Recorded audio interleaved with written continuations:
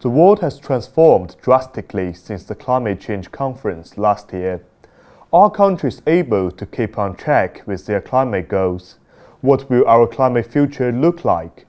Today we are joined by Erik Solheim, former Executive Director of United Nations Environmental Programme and the former Minister of Environment and International Development in Norway, to investigate these questions.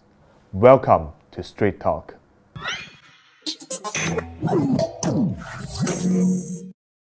Mr. Solheim, welcome to the show.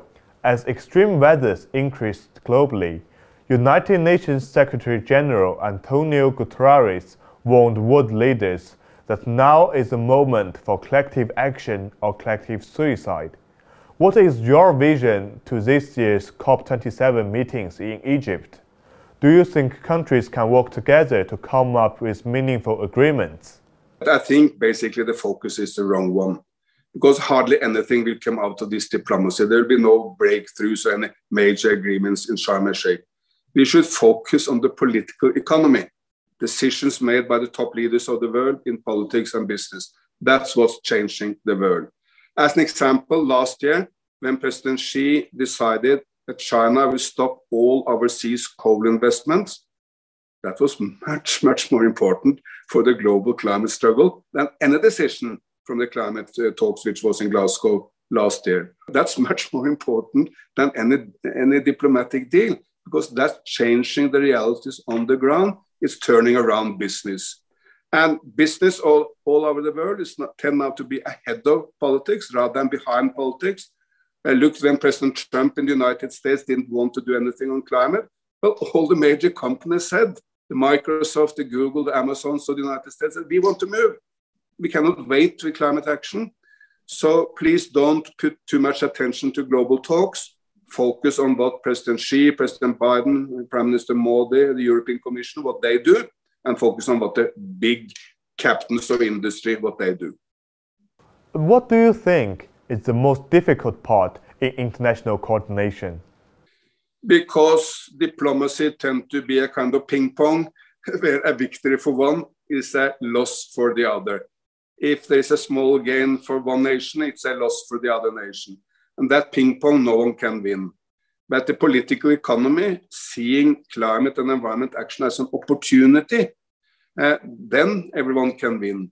In Europe, the European Union has completely transformed the debate, because they're focusing on the opportunities for Europe, European taxonomy, European Green New Deal, which will drive European industries in a green direction, because it will be much cheaper to invest in the green.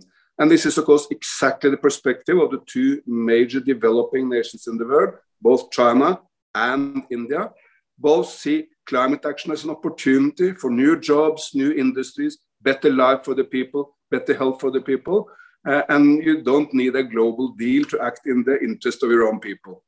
Scientists say the Nord Stream leaks are a disaster for climate change. What is your view on the deterioration of environment caused by political tensions? There were for sure some environment effects of the leak, but the main problem, unfortunately, is the political one, because it's not proven what happened, but the overriding impression in Europe that this was done by Russia. So it created even more tension between Europe and Russia.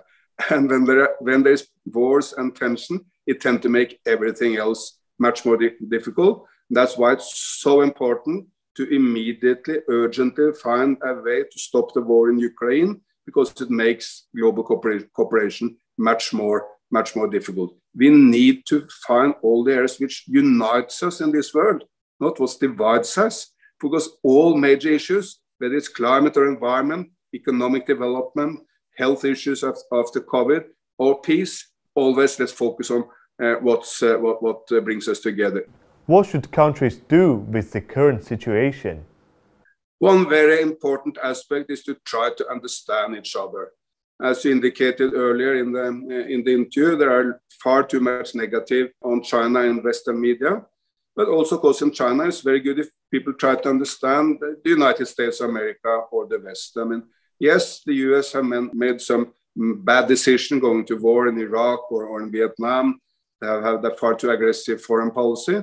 But the United States has also been the most technological advanced nation in the last 200 years in the world, and it has been the bedrock of Western democracy. And so there's a lot to admire in the US, and we can also keep a focus on that. But if we start focusing on what's great in each other nations, rather than wherever there's some small thing we can criticize, we will do much, much better. And we need to accept that we need to work together. I tell you, I mean, you know it, China will never be the United States, nor will the United States adopt the Chinese political system. But we can work together. We can work in parallel with different systems, but we can focus on all we need to do together on environment, economy, health, peace. Countries should set practical goals for climate change that best fits reality and firmly take action. In Mr. Solheim's opinion, this is what actually matters to climate crisis today. And by doing so, countries would set foundations for future collaborations. Thank you for watching Street Talk. Please stay tuned for our next episode.